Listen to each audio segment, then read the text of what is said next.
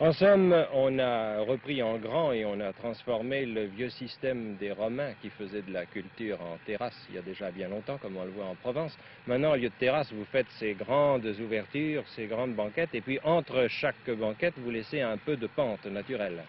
Est-ce qu'on arrive à sauver, si je puis dire, des terres qui étaient très gravement menacées? On arrive non seulement à les sauver, mais on remet en culture, par ces méthodes, des terres qui ont été complètement ruinées. Autrement dit, la culture peut gagner à ce moment-là sur le maquis, sur la brousse et sur la piraille. Elle doit gagner. Elle doit gagner.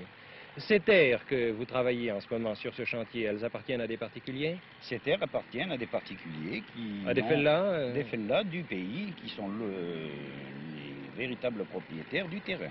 Alors comment faites-vous? Vous leur dites, écoutez, je crois que votre terre se détériore, il faudrait faire tel et tel travaux dessus?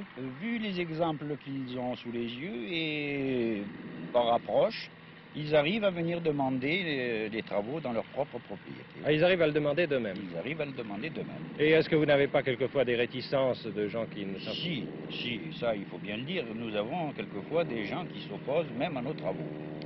Une dernière question, monsieur. Nous travaillons au pied du Bouzexat. Ce n'est pas une zone qui a une très très bonne réputation.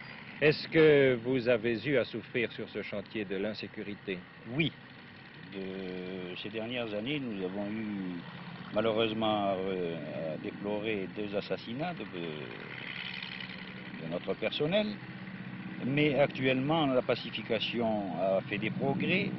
Et nous vous trouvez sur un chantier qui est uniquement gardé par des autodéfenses du village. L'autodéfense du village, ce sont ces musulmans que nous avons vus avec des fusils, souvent des fusils de chasse d'ailleurs. C'est exact. Et ils sont les seuls à assurer votre protection. Ils sont les seuls à assurer notre protection permanente sur les chantiers.